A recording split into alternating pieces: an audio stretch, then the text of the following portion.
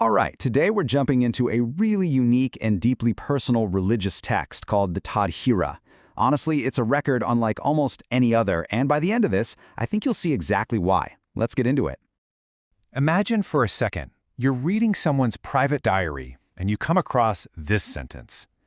You'd probably think it's a note from a very helpful, maybe a little pushy family member, right? But what if the person who wrote this down wasn't talking about a person, but was recording a direct message from God? And that is the world we're stepping into.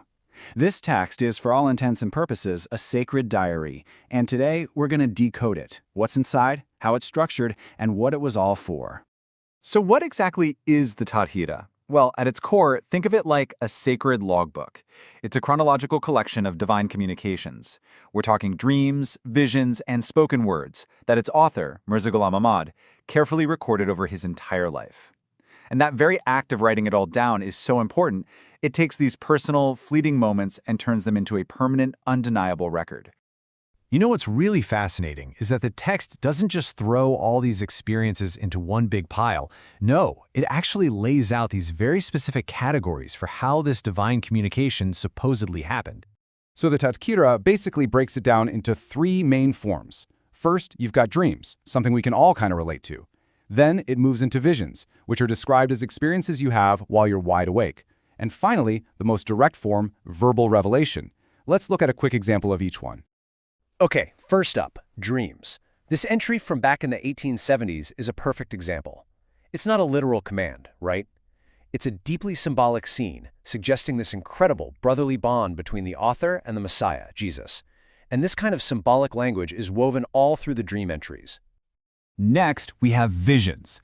And this is where things get really interesting, because they're described as these wakeful moments where the spiritual world just bleeds right into the physical one. The author here describes seeing God, in a vision, sign a document with red ink, and then he claims he opened his eyes and found actual, physical red drops on his own clothes. And that brings us to the third form, direct verbal revelation. Here, the author is just writing down words he says he heard directly, and they come through in different languages, like Urdu, Arabic, or Persian. This one is a huge message of approval, and also a prophecy of his future status, a promise that one day, even kings would be coming to him for blessings.